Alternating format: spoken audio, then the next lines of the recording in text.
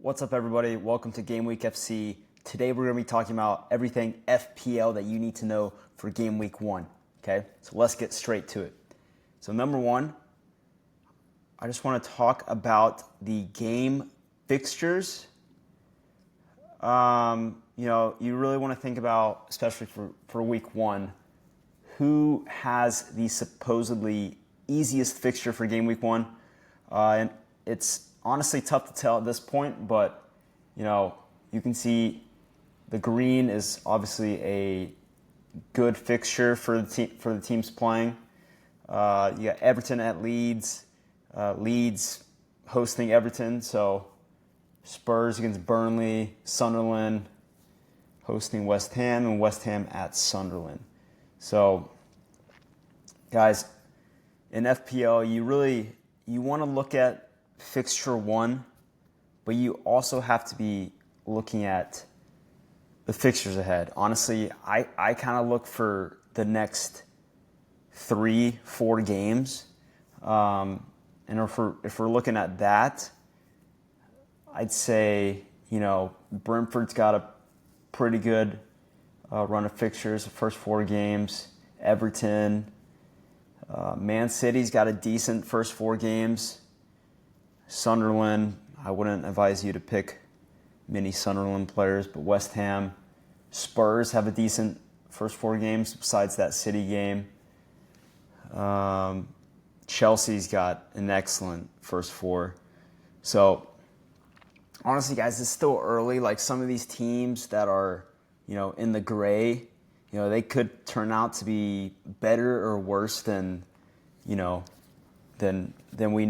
now. So I wouldn't get too hung up about it, but I think the teams that just got brought up, like Leeds, Sunderland, and Burnley, they're probably going to be good bets to pick players when they're playing against them. Teams that just come up from the championship usually aren't that spectacular. So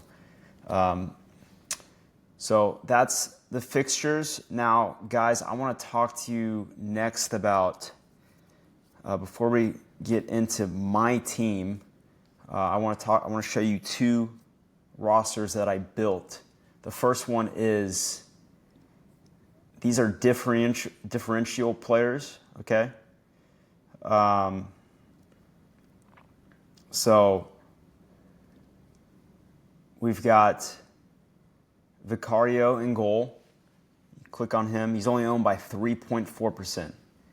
And, this roster is just for Game Week 1. So, Burnley at home, I could totally see Spurs getting a shutout in that game. So, only owned by 3.4%. That's pretty good. Next up, we got Pickford. He's owned by 12%, but for a keeper that, was in the top 10, top 5 for most points last season, 12% is actually pretty low. So, and he's got a decent run of fixtures. He plays the Leeds first game. That could definitely be a shutout. So those are the goalkeepers. Next up, we got, take into account, guys, this is price and this is percent rostered, which I'm taking into account for this. So Romero, only 5 mil. He's going to be a starting center back for Spurs. Only owned by 1.9%, guys. And once again, they're playing Burnley first game. That could totally be a clean sheet. And, with Thomas Frank, they're going to be, I think they're going to be much better defensively than they were last year. So, clean sheet on the table for that game. Once again, another Everton player, Tarkowski. He's going to get a bunch of defensive contribution points. Only owned by 5.7%. He had the most defensive contributions last season, and I expect him to do similarly this season. Next up, we got Milinkovic, only owned by 9.5%, playing Brentford at home. Absolute monster last year, Milinkovic. He was able to score. He also got a lot of clean sheets and defensive contribution points. So at home against Brentford, who have lost their coach, have lost several key players, I think that could be a clean sheet potential there for Nottingham Forest. They still have the same defense as they did last year. Next up is Chalobah. For Chelsea, only won by 0.9%. He's most likely going to be their starting back for game week 1.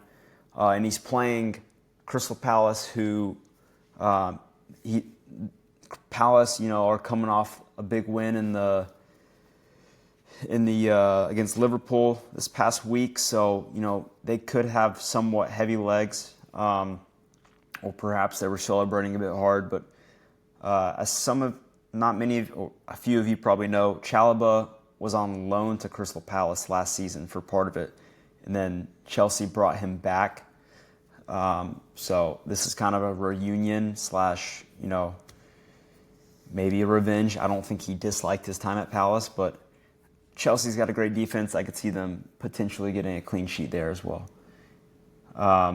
Next up, you got Diouf. Only 4.5 mil, guys. Not many people know about this guy. He's owned by 5% of people. He is West Ham's attacking outside back. He's going to be the guy that's going to be crossing balls into the box for Jared Bowen, Nicholas Füllkrug, those guys that score the goals. He is going to be getting in very dangerous positions, and he could totally get an assist. He had 2 assists in West Ham's last preseason game, I believe, or maybe 2 games before. But he's like I don't want to go this far, but Trent Alexander-Arnold for West Ham United. So Costco Alexander-Arnold right there for only 4.5 mil, I think. So let's move on to the midfielders. We got Enzo. Guys, he's going to be starting for Chelsea in probably an attacking mid role, 3.8%. He's going to probably get defensive contributions, and last year he actually scored several goals last season. So definitely he's a value pick as well. Next up, I got Johnson. Brennan Johnson scored a lot of goals for Spurs last season.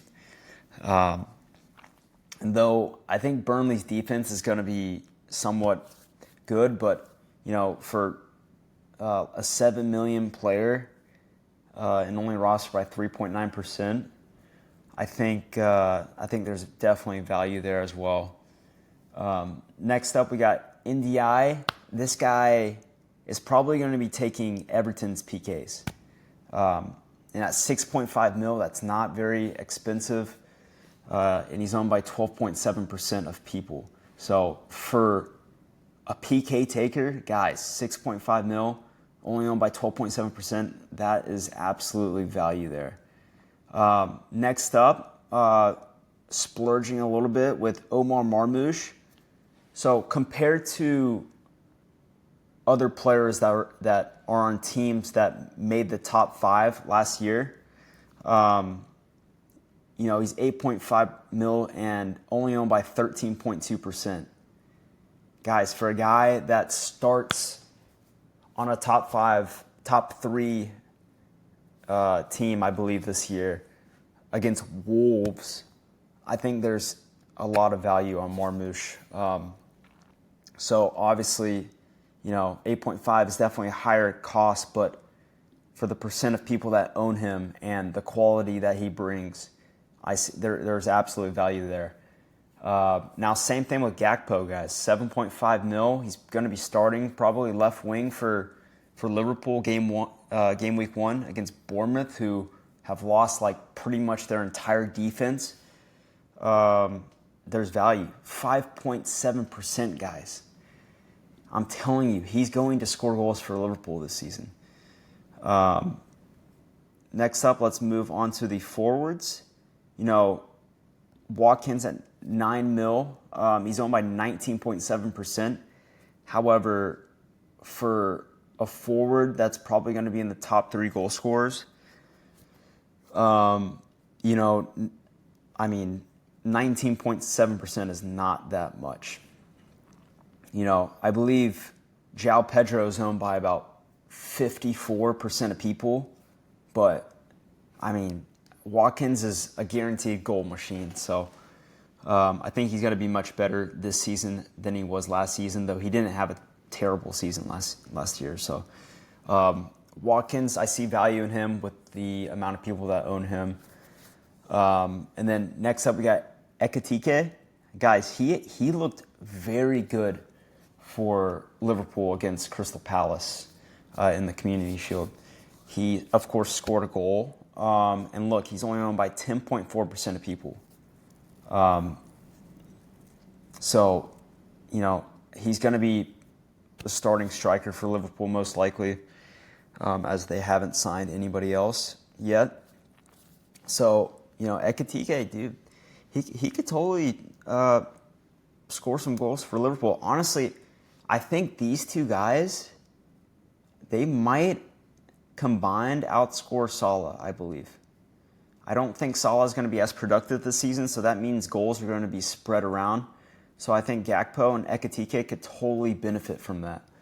Now, lastly, I love this pick, Nicholas Füllkrug, only owned by 2.8% of people and 6 mil. He's most likely going to be the starting striker for West Ham in game week 1, and they're playing Sunderland, guys. So, and last year, you know, he got signed, and he was hurt like all last season. But guys, this guy, I watched him in preseason. He looks fresh. He looks fit. He's a goal machine. When he was in the Bundesliga, he was scoring for fun. So, you know, I just see him having a much better season this year. For that value at a starting striker against Sunderland, guys, you could pair him with Erling Haaland if you wanted to, because he's so cheap. So these are my differential picks. And honestly, I'd totally be tempted to make this my actual team for the next few weeks, because all these guys are pretty solid players. Next up, guys, I had the idea of creating a team based off the top 5 teams from last season. And this is what I came up with, okay? We've got 3 players from each top 5 team. In goal, we've got Sanchez for Chelsea.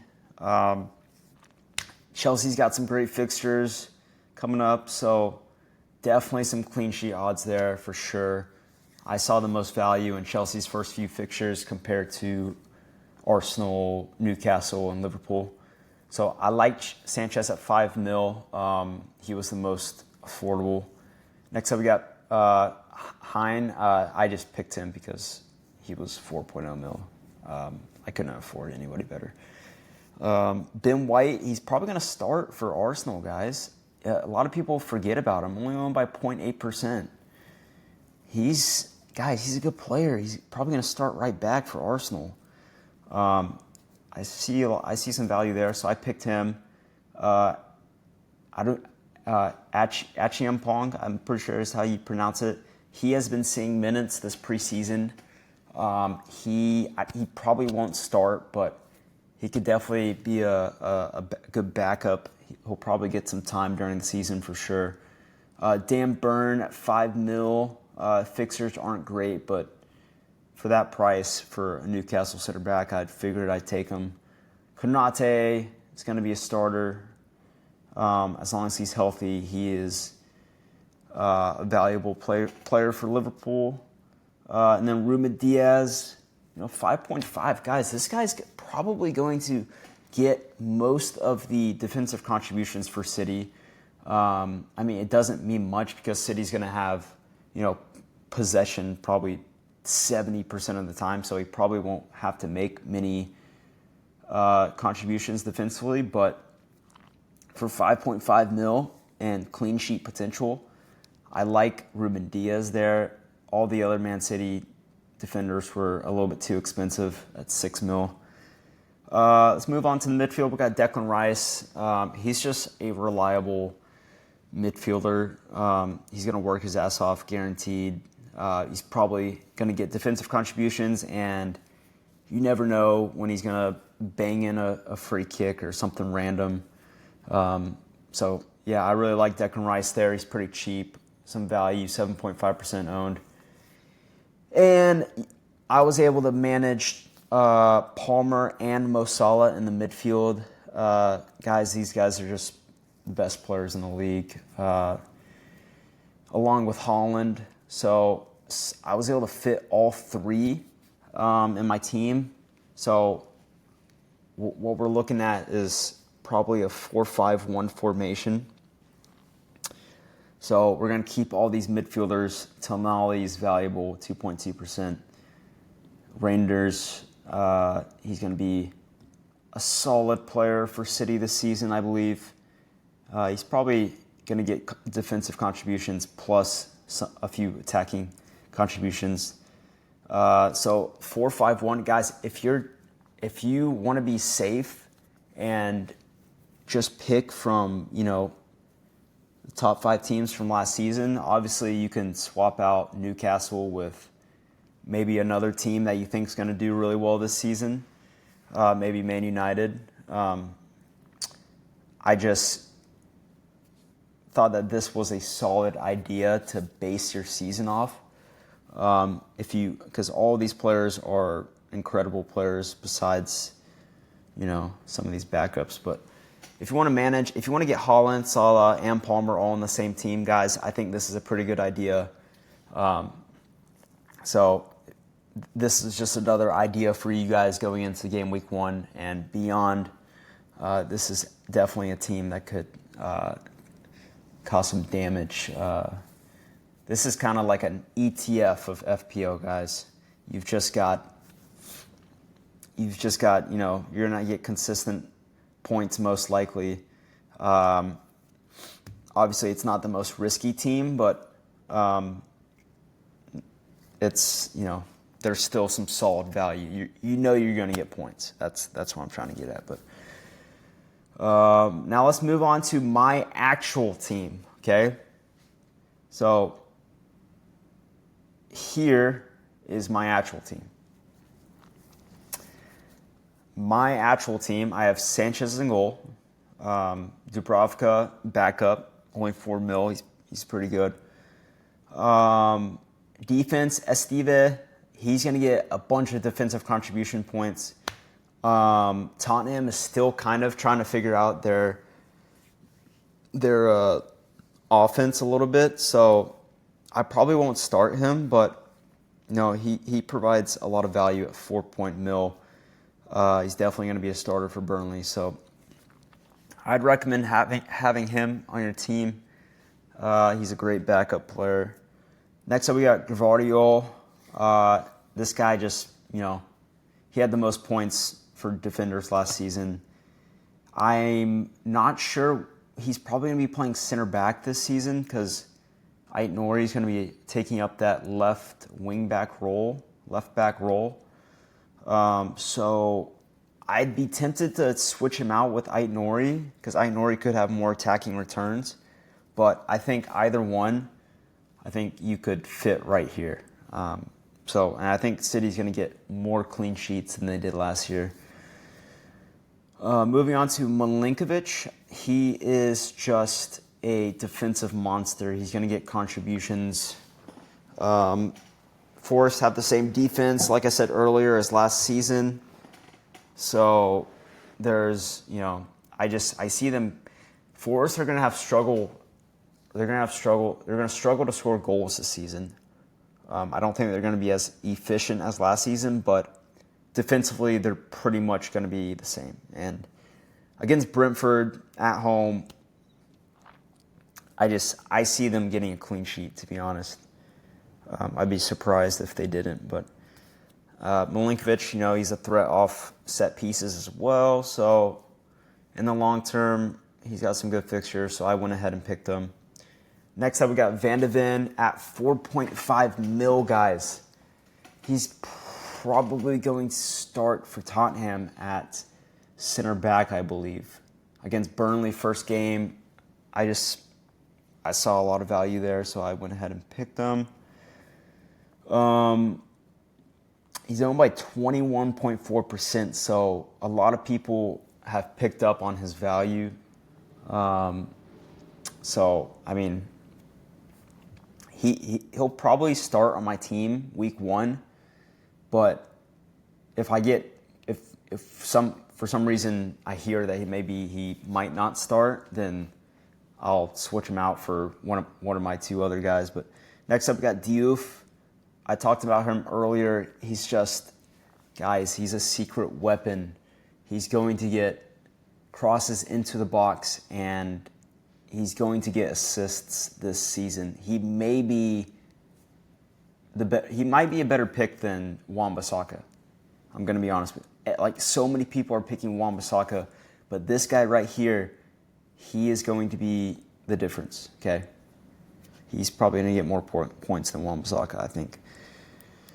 Declan Rice, we talked about him earlier.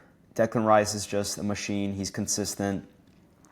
Palmer, Ndiaye, penalty taker. Bruno Fernandes, guys, I think he's going to have a fantastic season. I think Man United are going to have a better season. Bruno's got so many attacking options to, like, pass the ball to now. And I think those attackers are also going to earn Man United a lot more penalties. And Bruno is the man for penalties. You know, just think about trying to stop, Mbeumo and Cunha, once they get in the penalty area. Like, they're going to do some shifty move, get past you, you're going to stick out a leg, foul him, PK for Man United. So Bruno Fernandes is going to get attacking contributions, PKs, and most likely defensive contributions as well. I think he's going to have a very good season this year. Next up, this is kind of one of my value picks. Pape Matar. I'm not even going to try. Pape Matar. Okay, PM Sar. Guys, this guy is starting. He's been starting attacking mid, center attacking mid for Tottenham in preseason. He scored the goal against Arsenal, which was a cool little halfway chip for them to beat Arsenal in that game 1-0. This guy's going to be starting attacking mid for Spurs against Burnley, only owned by 2.2%. He had a lot of defensive contributions last season because he was playing in more of a defensive role. But guys, this guy is his value. He's only 5 mil, guys. He's gonna be starting attacking mid. That's insane. So I picked him. Obviously, I don't have to start him, but I see a lot of value there. And then my front 3, I love my front 3. Watkins, he's been looking fresh in preseason. Newcastle are kind of in shambles at the moment, so I think Villa could have a decent game against Newcastle. And then Holland against Wolves. And then Nicholas Fulkrug, I talked about him earlier. Guys, I think this is going to be my team for week 1. If I get any other news, I might make some more changes, but I think we're probably going to start with Sanchez in goal, Gvardiol, Milinkovic, and Van de Ven, and then we'll probably start. This one's tough. I'll probably do a 3-4-3. Probably do Palmer, Ndiaye, Fernandes, and PM Sar as my midfield, and then front 3, just keep those 3 up top. I think that's probably how I'm going to start, because Declan Rice at Man United's not a great fixture, because I think Man United's going to score. So yeah, that's my lineup for week 1. I hope you guys learned some things, take into your team and beyond. But Guys, we're going to do this every week. So I hope you enjoyed this video, and let me know in the comments what you think about my team. Let me know if you like the differential team or my top 5 team. But guys, let me know who your differentials are. Let me know who what you would change and what you would do differently. So I would love to hear what you guys think. So comment below, subscribe, guys. It would mean the world to me and my brother. So we're gonna keep cranking out content for you guys. And yeah, Gameweek FC, guys. We appreciate you, and we'll see you probably sometime again this week. We're gonna make our Game Week 1 score prediction. So see you guys then. Appreciate all of you, and enjoy your day.